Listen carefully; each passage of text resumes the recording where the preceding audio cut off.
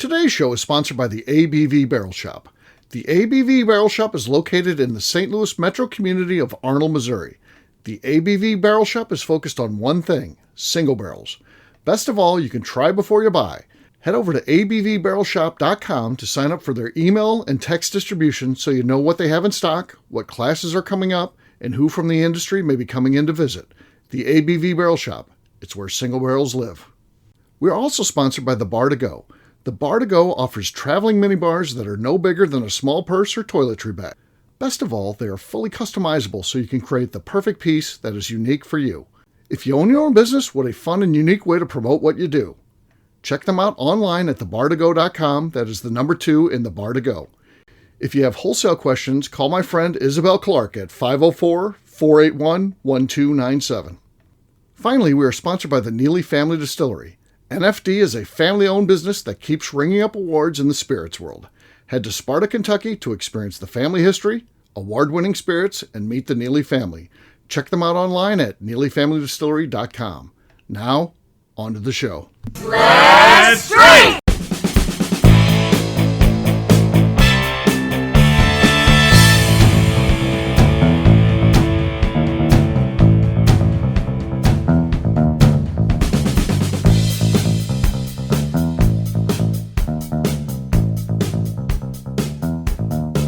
Welcome to the Bourbon Daily, the podcast about everything bourbon delivered to you every day of the week.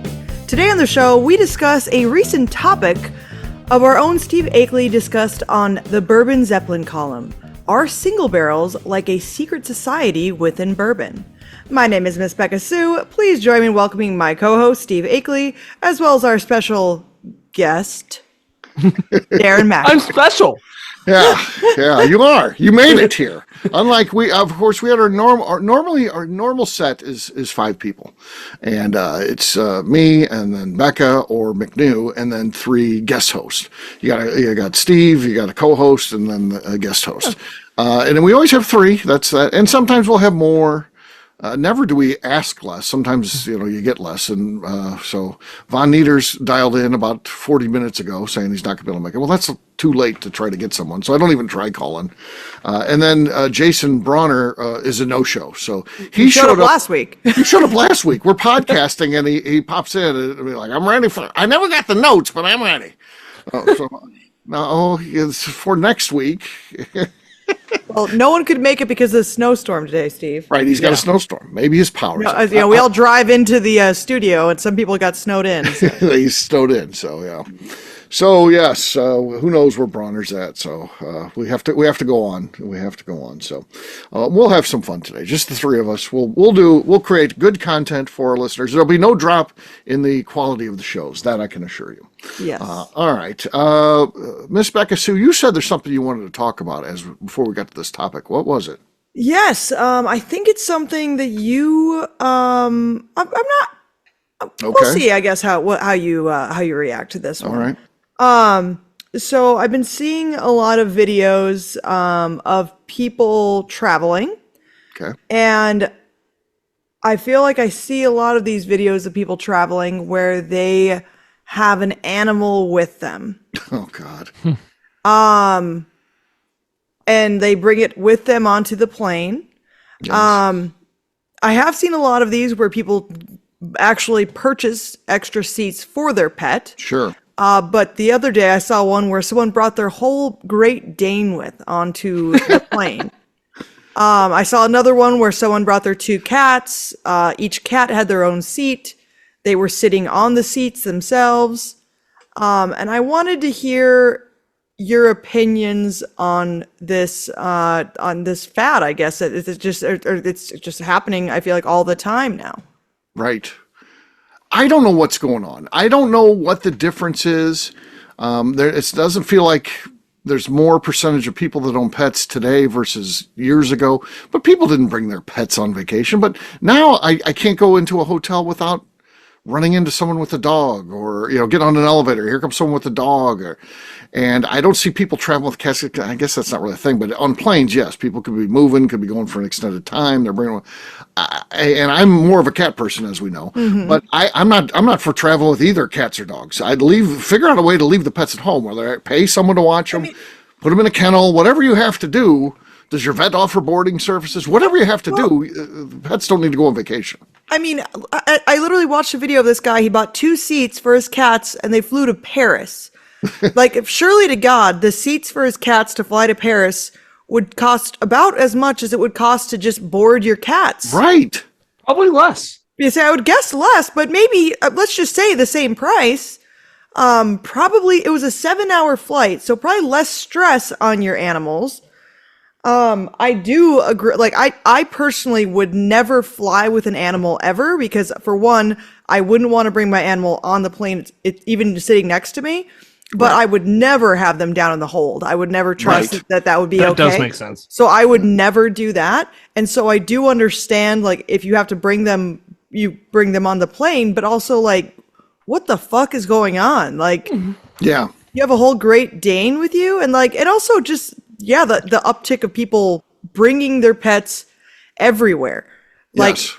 We in allow shops and all that. Yeah. everywhere. And like, we allow pets into the distillery, but we're also in kind of the middle of nowhere. And so a lot of people who are driving through Kentucky have their animals with them. And so we allow animals inside our distillery. But I think that makes sense for us because we're not just like down the street from, like where people live at. So we let pets inside. We did have a cat inside just the other day. Someone had their mittens. Yeah, the cat was the cat's name was Charlotte. She was on she had a harness. She was actually better than the dog that they brought in there. Of course. It's just crazy. Like, bringing a Great Dane on a fucking plane. Also, I know, a Great Dane. Also, let's talk about a Great Dane on the plane, all right? So, dogs on a plane and they have their own seat, okay. But a Great Dane is so large that if he's sitting on that seat, his head's gonna be over the top of the other seat, like slobbering onto your head. I think the only time it's acceptable to bring a Great Dane on a plane is when you're part of the Scooby Gang, and you have to bring Scooby when you go. But Scooby could go on a plane. Yeah, I've seen him fly on the show, so he would take a plane. I think why we're seeing an uptick in people taking their things everywhere, their pets, is because of the damn internet. I think one person, you see one video online and you're like, oh, look, this person brought their pet on a plane. Now I can do it too. Yeah. Right. And I think if we didn't have the internet, first off, we probably wouldn't know this happens. And then we wouldn't be pissed off about it. And second off, it probably wouldn't be happening as much, and airplane people wouldn't be pissed off about it. Yeah. Do you think it's like people have less friends these days? Yes, probably. And so, like, there's less people to just watch your dog. Like, hey, I'm going to Paris for a week. Can you, like, check in on my cat? Like, do people just not have any fucking friends these days? I guess people don't have friends. Or, like, do people just not want to, like, are friends not as good of friends as they used to be, where they were willing to do these things for you? Where, like, you don't have a choice. I mean, like, you could board them for the cost of 2 plane tickets for cats. Right. But, I don't know. I just think it's absolutely wild. Like, I love my cat. But I wouldn't want to bring him with to Key West when we go. Right. No. Right. Like, I want someone to watch him and at home, because that's where he's most comfortable, is at home. Sure. Also, I don't like the idea of bringing it on a vacation when you're trying to relax or you're out all day doing things. It's not a healthy place for them to be. They're like, oh, cool, we did this really stressful thing and then you just left me alone. Like, how the hell is that cool for them? It's not. I don't know. And then I saw that and obviously this is not something that is a attainable thing for, I would imagine, any one of us or probably anyone listening. There is a private jet service that will fly your animal, like, across the country on a private plane. Yeah. I mean, what the fuck? I mean, that's just people who have plenty of money. It's not even a worry. Got the the money, I guess. cost isn't the worry. Yeah. Honestly, that's better than, like, sitting next to a Great Dane on a plane, I guess. Yeah. Could you imagine, like, say, Becca, you're traveling, you're going back to North Dakota, and you get on a plane, and there's a dude and his Great Dane, and then you're on the aisle, and then the guy's like, he really likes the aisle. Would you mind sitting in the middle? Also, can we talk about that for one fucking second? People who, usually it's parents, Uh-huh. I'll say that. Sometimes it's couples. But Right. people who do not pre-select their seats, I suppose, to save money. Yeah. And then they go, my 2-year-old really likes the window seat. Can they have your seat? No. No. Right. I'm sorry. I am not giving up my seat for almost any reason. Right. If they want to switch me out for a middle seat or an aisle seat, I'm not switching out. If it's if it's just like an even switch where like, hey, I'm like 2 rows back, but I've got a window seat. My girlfriend's up here, but like you'll just get my window seat. Is like that fine? Yeah. I'd be like, if it's the same class, like it's like all not all the same class. If it's all the way back of the plane, but like if it's just a couple seat difference and it's still like window seat, fuck yeah, I'll switch you then. But or if they're like, oh, this mom and child want to sit by each other and like buy your fucking seats together. Well, but like if because I often are you gonna switch with someone, Darren? Yeah, I would switch.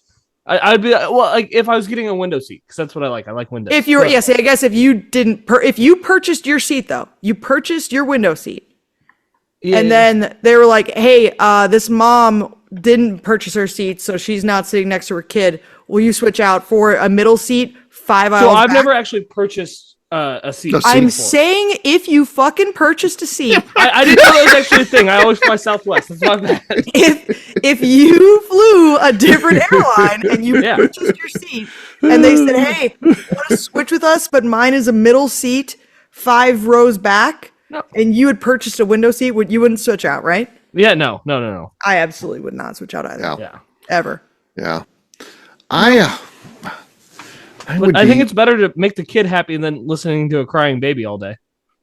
Yeah. Well, that's not my fault. I've got noise canceling headphones. Yeah, that's fair. So I don't really care if your kid's not happy because it's not my fault that you didn't decide to purchase the seat. Right.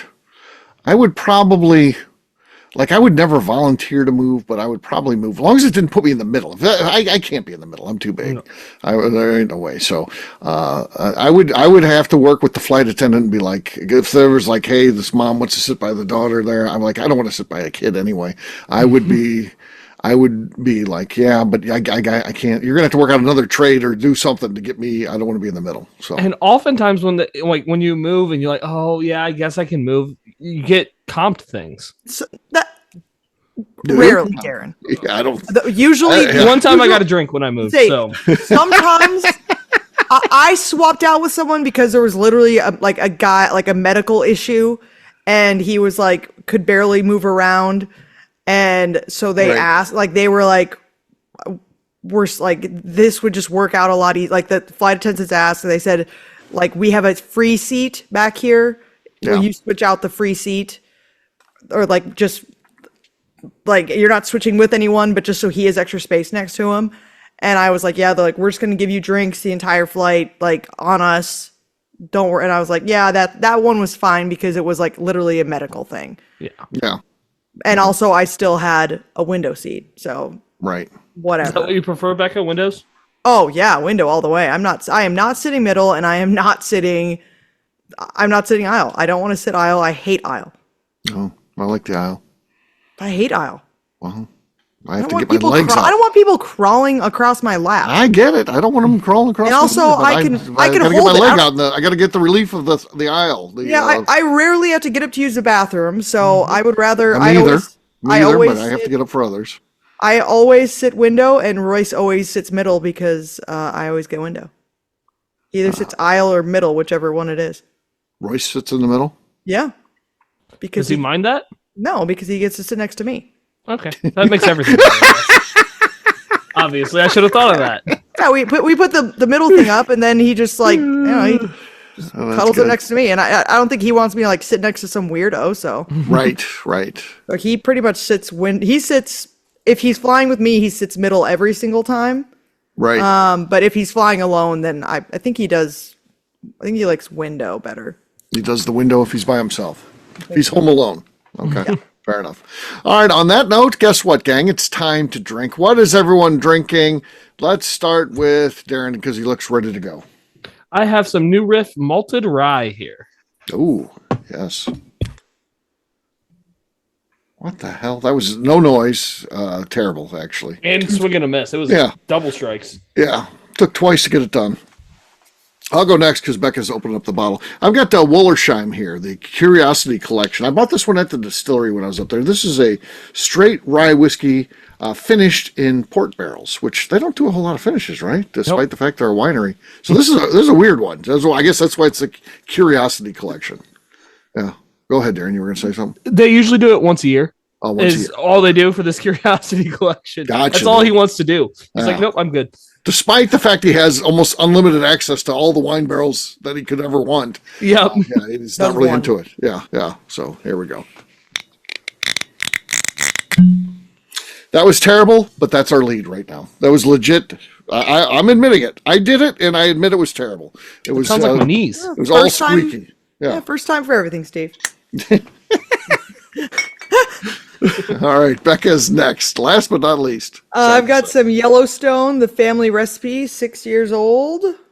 Okay. No, solid.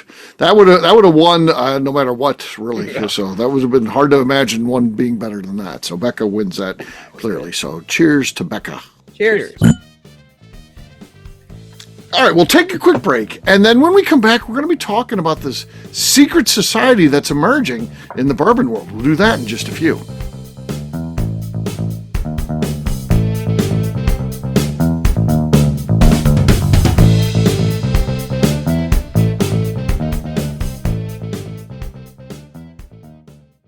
Okay, let's talk about the people that make these shows happen. First up is the Stave and Thief Society.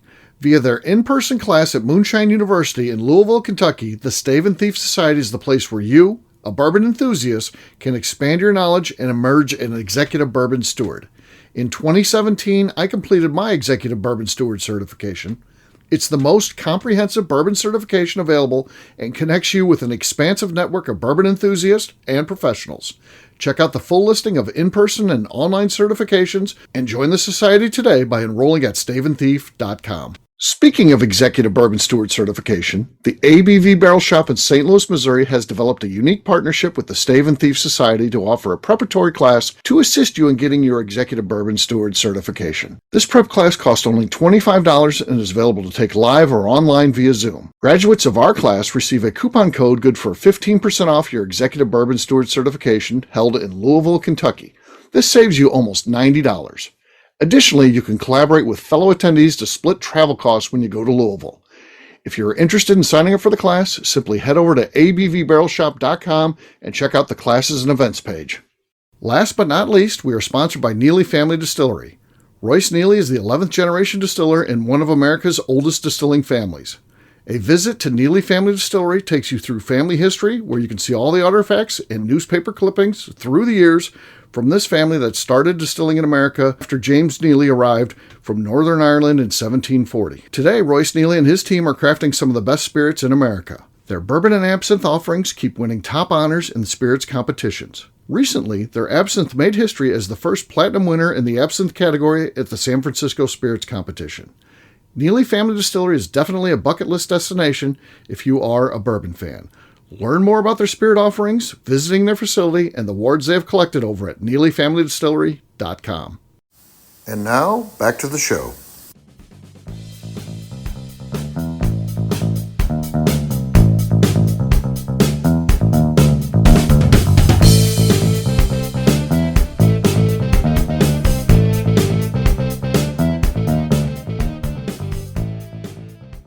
All right, on that note, guess what, gang? It's time to drink. What is everyone drinking?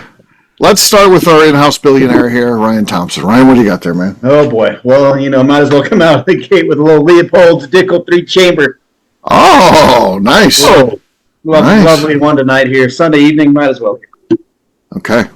Audible. By the way, Brian, that was your best cork pop ever. Thank you. I appreciate that. Usually we don't hear anything from you. That was decent. We need to rest. Quite silent. Yeah, we'll see what happens. That could win this thing. Ryan has the lead. Wow, that's something. This is something. Yeah. All right, Tim, you're next. All right, I'm going to go with a Boxing Bear as well. This is Boxing Bear. It's the reading chair. I think it's that's second, number 2. Yeah, I think that's number 2. Yeah, because Yes, number 2. Yeah. Channeling the legend as well on here with my FALS wristband. Slide on the set. Wow. Tim, did you go yet? Is that Listen to Ryan. Right? Fucking drunk. Here's his first ever audible cork pop. There was nothing on my side as well. So, Ryan, So what was better, Ryan's cork pop or his trash talk on his first ever audible cork pop? This is Steve Akeley, and you're listening to the Bourbon Daily on the ABV Network. Welcome back to the Bourbon Daily. Today we're talking about the secret society of single barrels. Yes, we are. So single barrels end up kind of being a little bit like a secret society because the journey, now this isn't for everybody, but the journey for most people is like you get into bourbon for whatever reason. A lot of people start with whether it's flavored whiskey or they start out with who knows what, cocktails, and then they're like, I want to discover the spirit behind this, and then they start drinking bourbon. And then they progress of what else is out there, and then at some point, usually the allocated bug gets you. It's exciting to find things and be part of bourbon because there's no experience necessary. Someone can be into bourbon 40 years, and their ability to find a Blanton's is probably equal to yours, just at a random place. Certainly, maybe they might have more contacts and stuff like that. So people, they're part of their journey typically involves allocation at some point. Again, not everyone, but a lot. And then the final stage, I think, might be barrel picks because it gets into this journey of finding unique whiskeys. It removes the stress of allocated and chasing your tail and doing all the things you got, standing in line and winning lotteries, to attempt to buy something, overpaying. So it removes all that. So the people that end up doing it have told me, multiple people said, man, this is kind of like the greatest thing going. Obviously I have a single barrel store, so we're open to those conversations, but this is like the greatest thing going. I'm drinking the best whiskey I've ever drank, and I'm paying, normal prices. I'm not paying these overinflated allocated prices. And I know that, hey, I might miss out on one that ends up being a hot barrel pick, but you guys have other ones that are in there. So what do you guys think about this concept of, is this like a secret society within bourbon? Yes. So when you first sent out these show notes, I was like, is it really that secret though? Because I was like, doesn't everyone just look for single barrels kind of living in this life that I've been living? And I realized that is 100% false. So I recently went to Limestone Branch Distillery, and they have a thing. If you buy 2 single barrel picks from them, you get $20 off instantly. And I was like, why do you guys do that? And they're like, people just don't gravitate towards the single barrels and stuff. I'm like, really? Of Yellowstone whiskey, which is every single barrel I've had from them is fantastic. They don't gravitate towards the single barrels, but and so I guess it is a still well-kept secret, which just blows me away because that is where the best whiskey is. You can find the most variety, best flavors, and the best prices. It really is the triple crown. Right. It is the true allocated stuff too, because again, it's however many bottles are in that barrel and it's never to be replicated. That's it. Then it's gone. So, yeah. Yeah, I would definitely say it's because like Darren said, like, well, all the people we know about it. Right. Yes, because we're in the tiny percent of people who are deeply into it. Right. Yeah. But like a majority of people that we get into the distillery, I mean, I get so many people in who like think that 100 proof is high. Right. Like they're crazy. like, yeah, like they see, like they're like 100 proof. Oh my God, like that's got a bite to it. That's crazy. Or they think 109 proof is high. They're like, oh, that's pretty high, bro. It's pretty high. And it's like, that's a majority of people that come in because just normal people don't really understand that. And we say single barrel and they don't know what that means. And then even when we explain it, it still doesn't they don't grasp what that means. And so I do often have to tell people, like, if you're buying bottles for your husband or whoever, I'm like, grab ones that say single barrel on them. Like that's what you should be getting. Because that usually means, not always, but a majority of the time it means it was selected by someone who knows their stuff, that like knows good profiles. On occasion, that's not true. On occasion, you go to, wherever, some big box store, and they're not picking them. They're just getting them sent to them. They go, whatever, I don't really care. Just send me one. Or it's the end of the year, and so whoever was picking out the barrels, they only had 5 barrels to choose from of everything that gone through the entire year. You know, and so it's kind of like literally the bottom of the barrel of single barrel. So not always does it mean it's the best, but it generally means it's going to be something that's either super unique and just a really cool one. And I have to like push that into people's brains that like that's what you should do. Right. So I think it's definitely more of a secret thing that just none of us realize. Right. Yeah, I think.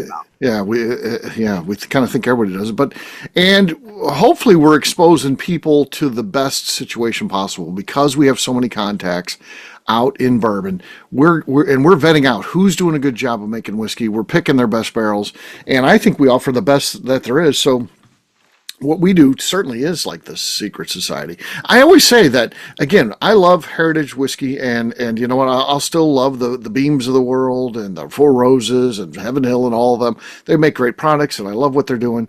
But I'm telling you, at its best, when you can find the right craft distiller, that craft is better than the big guys. They just are. They do things, and you can point out why. If everybody's like, no way, no, you can't tell me someone can out Beam, but they can't if they're just trying to do what Beam does. But there's things that they can do that Beam can't because of their economies of scale that makes their whiskey better. That's the key. You can't out Beam. That's true. But you can make a better whiskey than the big companies. And I'll say the other part of when I was researching this show topic, 1 second before we started the show, right? I was thinking about the different aspects of what exactly you meant by this, and the other aspect of it is not everyone can just get in on doing a barrel pick. Right. On doing a single barrel. That's a kind of a, there's so many people who are in clubs who are like, how do I get in to help select the barrel? How do I and you're already in the club and you still don't get picked to go and help out on single barrels. And or how do you even get into some of these clubs, like 5280? And that's like, it's hard just to get into those type of clubs. Right. And then to get invited on to the pick is a whole nother like different aspect. And sometimes it's a lottery system of like how you could get on to the pick. And so that makes it feel so secretive because it is such it's a rare thing for most people to be able to do.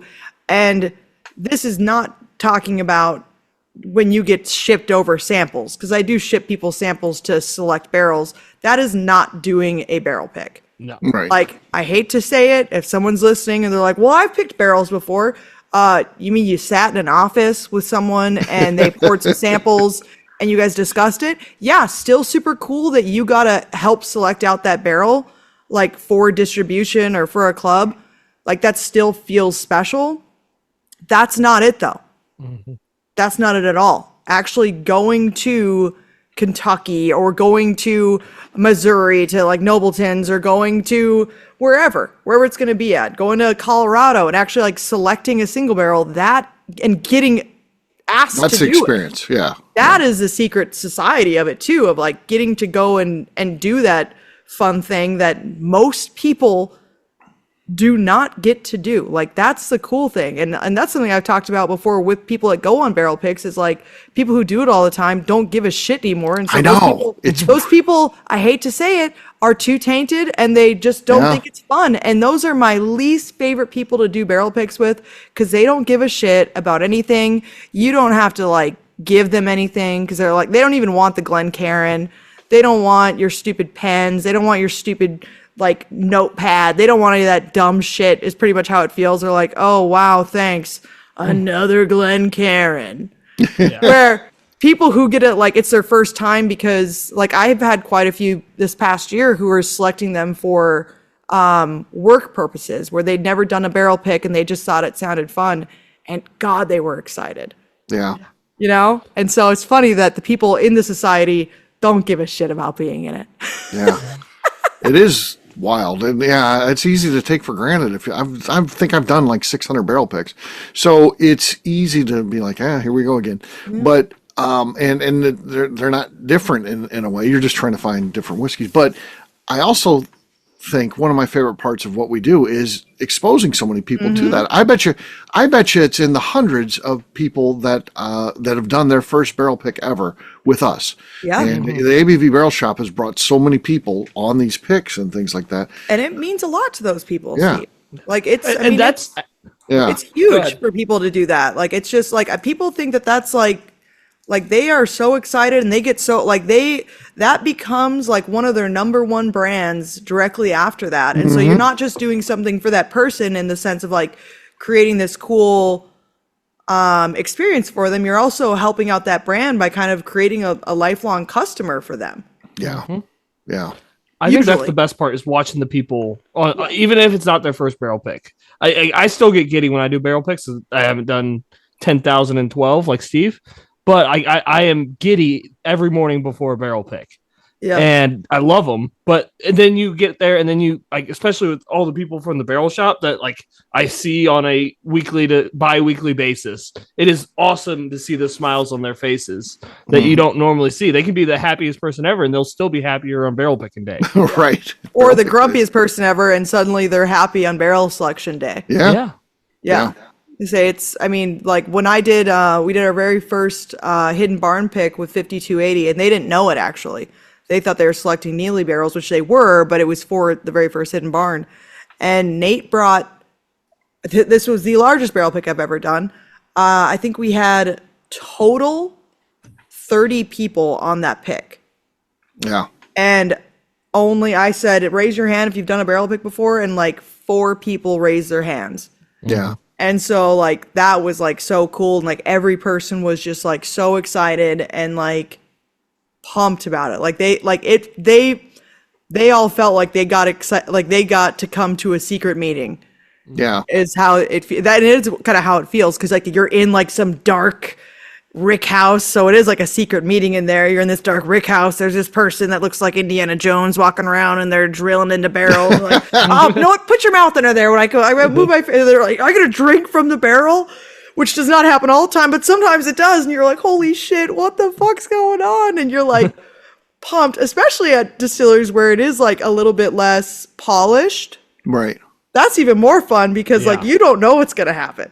Yeah. You go to a wild turkey pick, it's going to be, okay, yep, it's cool, whatever, but nothing like weird or crazy is going to happen. Right, yeah.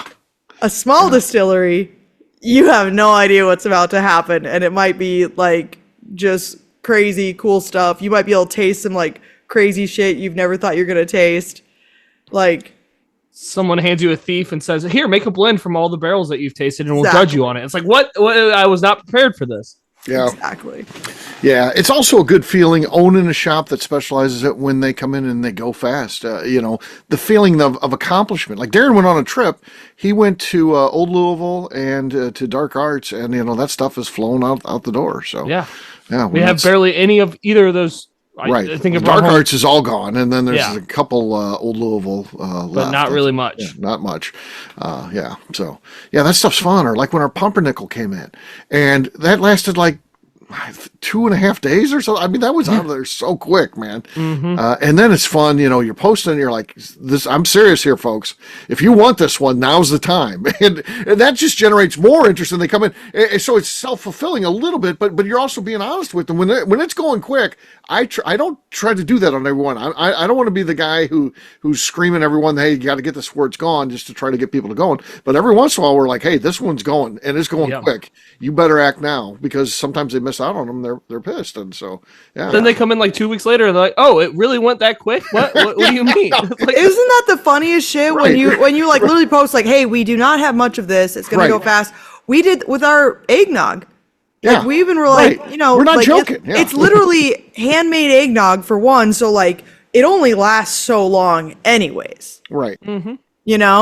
And I had people like still messaging like, just like, oh, do you still have eggnog? And I'm like, no, we sold out of it in like 3 days flat. Right. Yeah. Like we don't have any left. And also like by now I'd question like, I don't know how long it's going to be good for. Right. Which it was still fine as of like a few nights ago. It actually, depending on the proof that you used, I don't know what proof of alcohol you use. If you use higher proof, that stuff will last a year in the refrigerator, not a problem, which is crazy to think about. But it's just the magic of alcohol.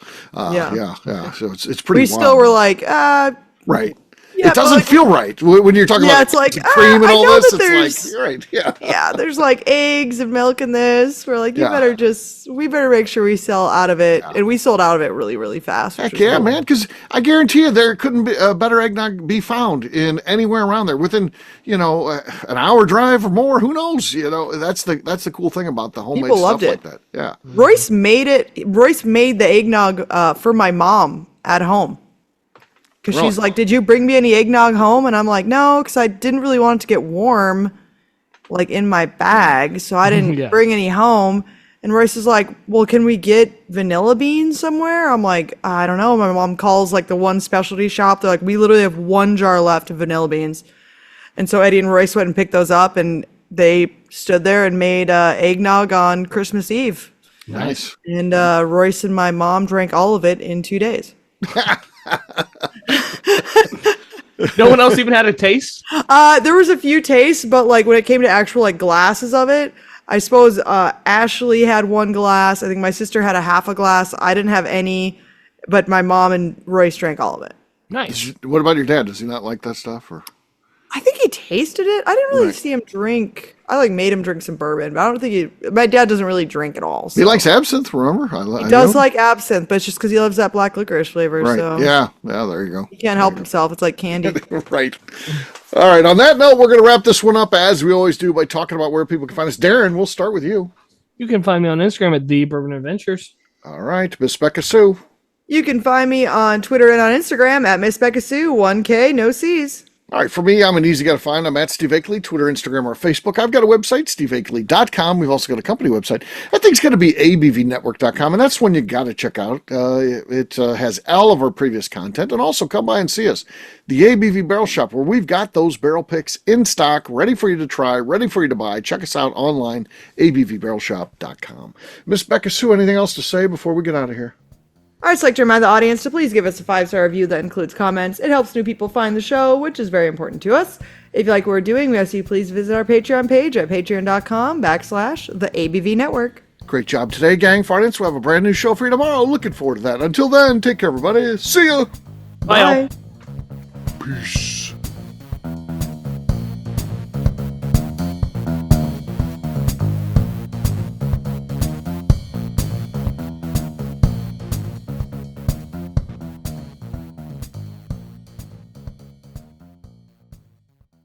Before we let you go, let's talk about one last thing. The ABV Barrel Shop in the St. Louis community of Arnold, Missouri. The ABV Barrel Shop is focused on a couple of things. First of all, single barrels.